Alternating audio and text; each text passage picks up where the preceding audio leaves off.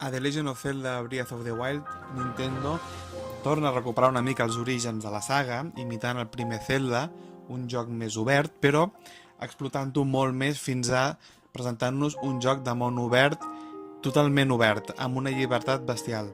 Un joc en el qual la història no perd pistonada, però ja no condueix els esdeveniments al joc, sinó que és el jugador amb les seves accions i el que ell vol fer en aquest món és el que porta les regnes del joc i el que decideix com es va desenvolupant la història. A nivell gràfic és un joc visualment molt atractiu, amb una estètica una mica cartoon, uns gràfics que són molt colorits, molt vius, amb un disseny de personatges atractiu. No són gràfics fotorealistes, però tenen un nivell de detall per l'estil artístic, diguéssim, elevat.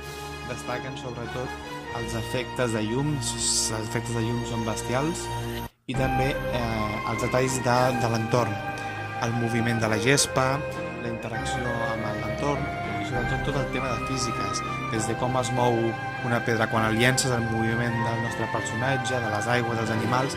És un joc molt cuidat a nivell tècnic, no només artístic, el joc és molt bonic, però a nivell tècnic s'han cuidat tots els detalls de com interactuar, que és un joc en el qual nosaltres podem interactuar amb pràcticament qualsevol cosa que hi hagi a l'entorn, des de talar arbres, plantes, trencar coses, és a dir, detalls com tirar una fletxa elèctrica al llac que es electrocutin els peixos, encendre una arma de fusta, encendre-la amb la foguera, que la foc a la gespa i que el vent faci extendre el foc, és a dir, tota una quantitat de detalls bestial. Han tingut molta cura en què el món estigui viu i que sigui un món, diguéssim, realista, on el jugador pot fer pràcticament allò que li doni la gana, i inclús coses que normalment un no pensaria perquè un no està acostumat a que un videojoc doni tanta llibertat i tant realisme. Per tant, aquí pots fer coses, diguéssim, que d'entrada, si no ho veus en un vídeo, potser pots estar 50 o 60 hores jugant i no se t'hauria mai acudit, perquè trenca una mica els esquemes d'allò que es pot i que no es pot fer en un videojoc. El disseny de paisatges estan molt cuidats, s'aconsegueix que hi hagi una diversitat de paisatges alhora que el món és cohesionat. Realment aconsegueixen que Hyrule, que és extensíssim, sigui, diguéssim, un territori cohesionat, alhora que hi ha escenaris, hi ha zones nevades, però les zones nevades estan a les parts de les muntanyes, no hi ha neu perquè sí. Les zones desèrtiques estan al sud, les zones muntanyoses i volcàniques s'ajunten bé amb altres tipus de paisatges. Cada regió d'Hyrule té una mica la seva personalitat en quant al paisatge, regions més muntanyoses, altres a planes, però, diguéssim, tot lliga, no hi ha un canvi brusc de paisatge a l'altre, no passes d'una zona verda a una zona desèrtica perquè sí, no? Té aquesta coherència, alguns dels paisatges estan realment impressionants, quan puges a dalt d'una muntanya i veus com està dissenyat, és fantàstic. És un joc per això que el món no és un món ple de coses, és a dir, com que ens presenta una visió d'Hyrule una mica post-apocalíptica, diguéssim, després d'una gran destrucció, hi ha alguns petits poblats, ruïnes, però realment és un paisatge desolat. No hi ha una gran activitat humana, diguéssim, o de la raça, sinó que és un món dominat per la naturalesa, animals, arbres i les monstres, i les persones estan, diguéssim, en petits nuclis de població. Per tant, podem recórrer grans distàncies, diguéssim, trobant-nos només sols davant de la naturalesa. El paisatge fa que ajuda a aquesta atmosfera una mica això, una mica com de postapocalíptica i de desolació, no? I de que realment el món ha patit un trasbals, no? La música està molt bé, hi ha més de 200 composicions diferents, hi ha música per tot. Inclús molts escenaris, ciutats, tenen música diferent, depèn de l'hora del dia que és, de la nit i del dia. És sobretot música instrumental, amb algunes músiques així una mica electròniques estranyes, quan entrem en alguns santuaris, però a música instrumental que no t'hi fixes gaire, perquè sempre està acompanyant l'acció, més enllà d'alguna música de combat que és així com més frenètica, més durilla, llavors te n'adones, però normalment no prestes atenció a la música, però hi ha melodies que són molt boniques. Si escolteu la música sense jugar al joc, realment és una música molt agradable, no? I música molt relaxant, sobretot molt variada. És el primer Zelda on trobem doblatges, veus. El Link, per sort, no parla, almenys per mi, com a clàssic de Zelda, no parla, però els altres personatges sí que parlen i estan doblats en castellà i ben doblats, res a dir.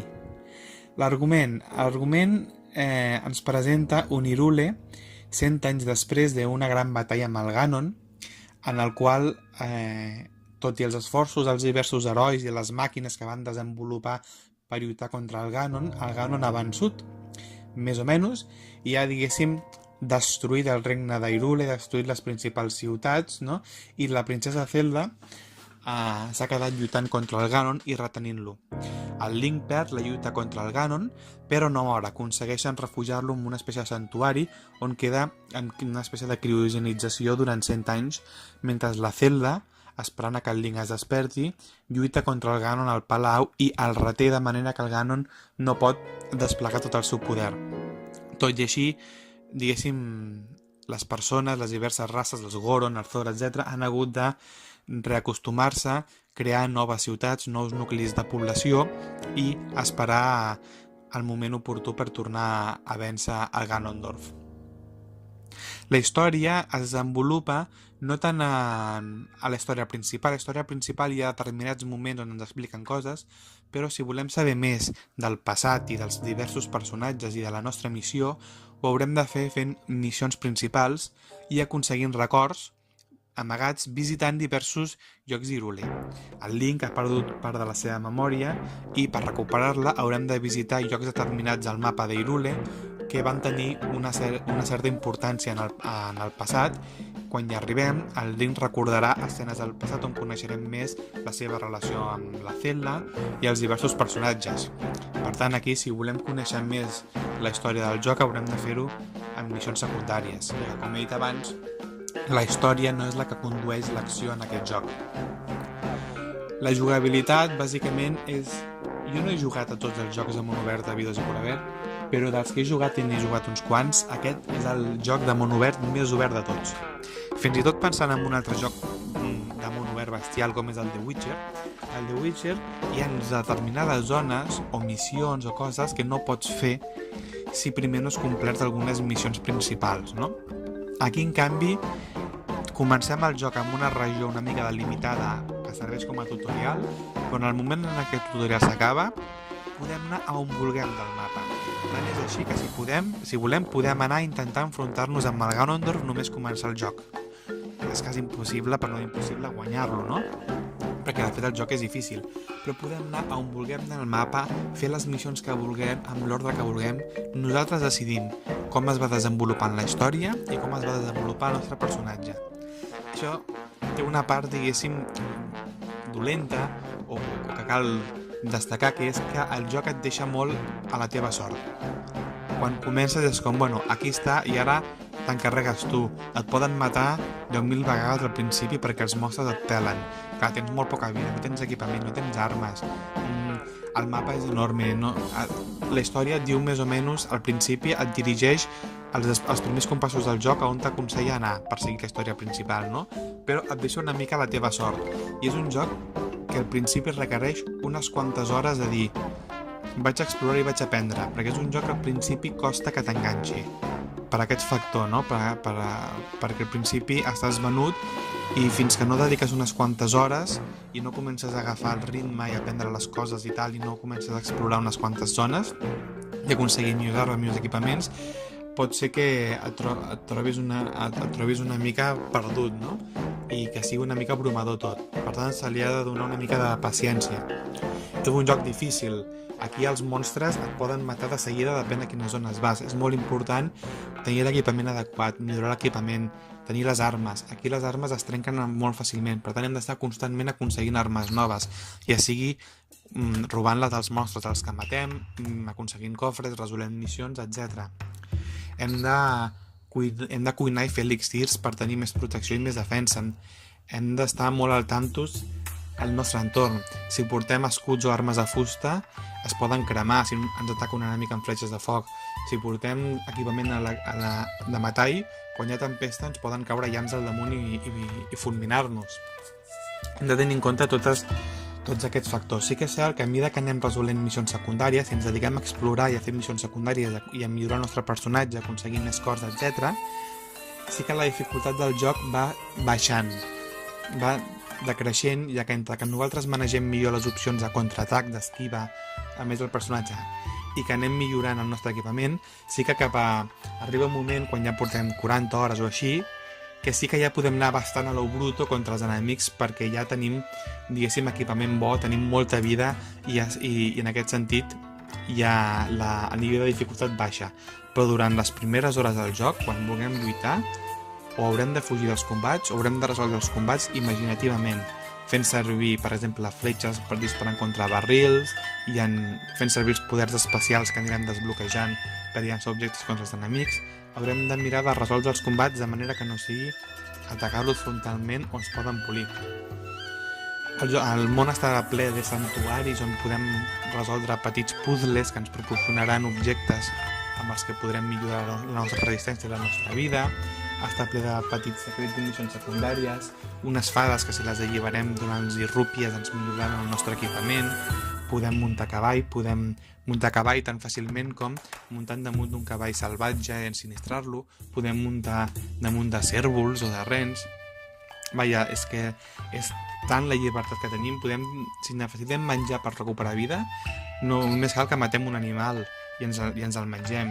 I si l'animal el matem tirant-li una fletxa de foc, directament ens mengem la seva carn i ja cuita i així ens dona més vida. És a dir, la llibertat és absolutament grandiosa i total. El joc et pot donar unes 80 hores o així si vols resoldre totes les coses, no?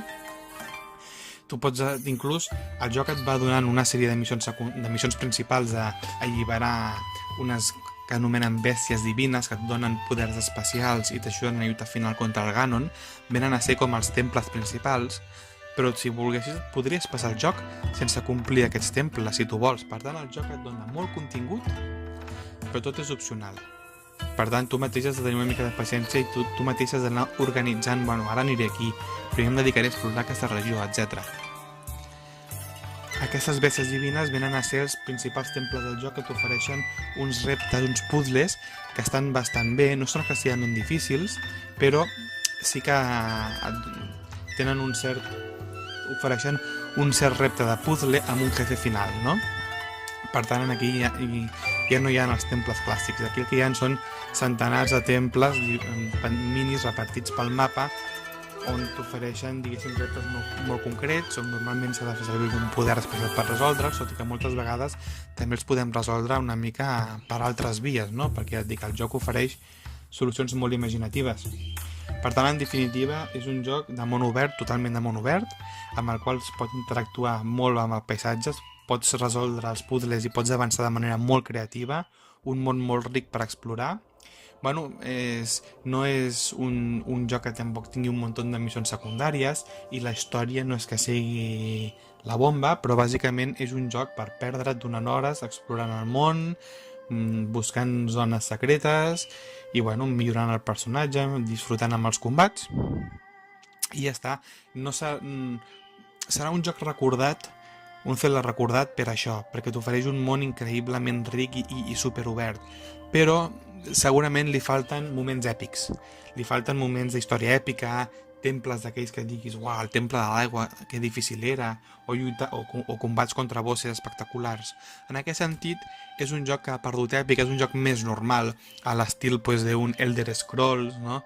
D'aquest estil de joc, diguéssim, una mica s'ha adaptat als temps moderns. És un Zelda a la moda dels jocs de món obert que es porta avui en dia. Grandíssim joc, però que li falta aquest punt d'època i de coses memorables en la història.